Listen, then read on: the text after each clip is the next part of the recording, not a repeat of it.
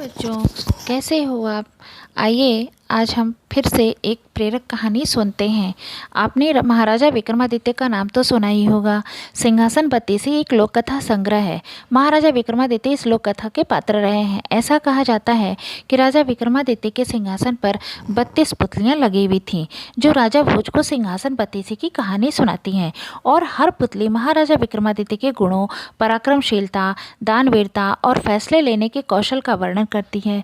उससे जुड़े किस्से राजा भोज को सुनाती हैं और उड़ जाती हैं। इन सभी कहानियों से हम सभी को कुछ न कुछ सीखने को मिलता है।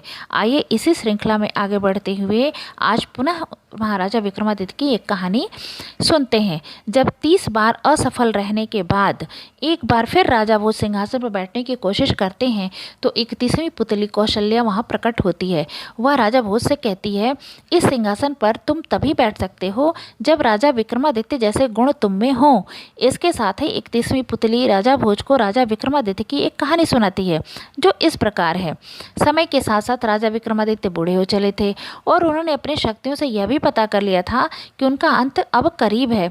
अब राजा का ध्यान राजपाट और धर्म कर्म के कामों में ज़्यादा लगा रहता था। योग साधना के लिए उन्होंने वन में एक आवास भी बना रखा था। एक दिन वन में साधना करने के दौरान उन्हें एक दिव्य रोशनी दिखाई दी। जब राजा ने ध्यान से देखा तो पता चला कि यह दिव्य रोशनी सामने वाली पहाड़ियों से आ रही थी। अचानक से राजा को रोशनी के बीच चमचमाता हुआ सुंदर महल भी दिखाई पड़ा। इस सुंदर महल को दूर से देखने के बाद राजा को उस महल को पास से देखने की इच्छा हुई। अपनी इच्छा को पूरा करने के लिए राजा ने अपने दोनों बेतालों को बुलाया। बेताल उन्हें पहाड़ी पर तो ले आए, लेकिन बेताल पहाड़ी से आगे महल में नहीं जा सकते थे। इस बात का स्मरण कारण बताते हुए बेताल ने राजा से कहा, इस दिव्य सुंदर महल को इस योगी ने मंत्रों से बांध रखा है। इसके अंदर वही जा सकता है जिसने अपने अच्छे कर्मों से उस योगी से ज़्यादा पुण्य कमाया हो। बेताल की बातें सुनकर राजा विक्रमादित्य को यह जानने की इच्छा हुई कि उन्होंने योगी से ज़्यादा पुण्य कमाया है या नहीं।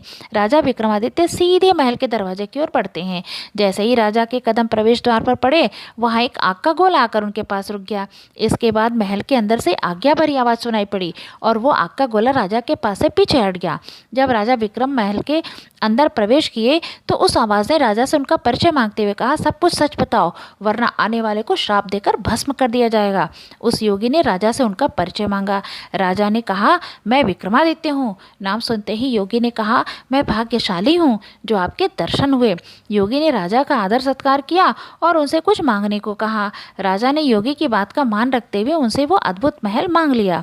योगी ने राजा की इच्छा को जानते हुए वो महल राजा को सौंप दिया और वन में चले गए। योगी जब वन में भटक रहे थे तब उनकी मुलाकात उनके अपने गुरु से हुई। गुरु ने योगी को इस हाल में देखकर वन में भटकने का कारण जानना चाहा, तो वह बोले, मैं अपना महल राजा विक्रमादित्य को दान कर दिया। योगी की इस बात पर गुरु ने हंसते हुए कहा, धरती के सबसे बड़े दानी को तुम क्या दान करोगे? ब्राह्मण के रूप में जाकर विक्रमादित्य से अपना महल फिर से मांग लो। अपने गुरु की बात मानकर योगी ब्राह्मण वेश में राजा के साधना वाले स्थान पर पहुंच गए। उनसे रहने के लिए जगह देने की प्रार्थना की। राजा विक्रम समझ गए थे कि ब्राह्मण वेश में ही वो योगी हैं। राजा ने उनसे अपनी मनपसंद जगह मांगने के लिए कहा, तो योगी ने उनसे वही महल मांगा जो उसने राजा को दान में दिया था। राजा विक्रम ने मुस्कुराते हुए कहा, मैं वह महल वैसा का वैसा छोड़कर उसी समय आ गया था। मैंने तो बस तुम्हारी परीक्षा लेने के लिए वो महल मांगा था। इस कहानी के बाद भी 31वीं पुतली ने अपनी कहानी खत्म नहीं की थी। वो आगे बोली, राजा विक्रमादित्य में देवताओं से बढ़कर गुण थे। वे इंद्रासन के अधिकारी माने जाते थे, लेकिन सच तो यह है कि वो देवता नहीं मानव थे जिन्होंने मृत्यु लोक में जन्म लिया था। पुतली ने आगे कहा कि राजा ने एक दिन अपना देह त्याग दिया। राजा की मृत्यु के बाद प्रजा में हाहाकार मच गया। उनकी प्रजा दुख से रोने लगी। राजा का अंतिम संस्कार होने वाला था, तब उनकी सारी रानियां चिता पर सती होने के लिए बैठ गईं। महाप्रतापी राजा के अंतिम संस्कार के दिन देवताओं ने फूलों की वर्षा कर राजा को आखिरी विदाई दी। राजा के बाद उनके बड़े पुत्र का राजतिलक हुआ और उसे राजा घोषित किया गया, मगर वो अपने पिता के सिंहासन पर नहीं बैठ पाया, जिसका कारण वो समझ नहीं पा रहा था। एक दिन अपने पुत्र के सपने में आकर राजा विक्रम ने कहा कि उस सिंहासन पर बैठने के लिए तुम्हें पुण्य, प्रताप और यश कमाना होगा, और जिस दिन तुम इन गुणों को प्राप्त कर लोगे उस दिन मैं तुम्हारे सपने में आकर तुम्हें बताऊंगा काफ़ी समय हो चला था, लेकिन राजा विक्रम अपने पुत्र के सपने में नहीं आए। तो पुत्र परेशान हो गया कि वो सिंहासन का क्या करे। पंडितों और विद्वानों की सलाह पर वो एक दिन अपने पिता का ध्यान करके सोया। तो राजा विक्रम सपने में आए और कहा कि सिंहासन को जमीन में गड़वा दिया जाए, और अपने पुत्र को उज्जैन छोड़कर अमरावती में अपनी नई राजधानी बनाने के लिए सलाह दी। राजा ने यह भी कहा कि जब भी धरती पर सर्वगुण संपन्न राजा पैदा होगा, वो सिंहासन खुद ब खुद उसके अधिकार में चला जाएगा।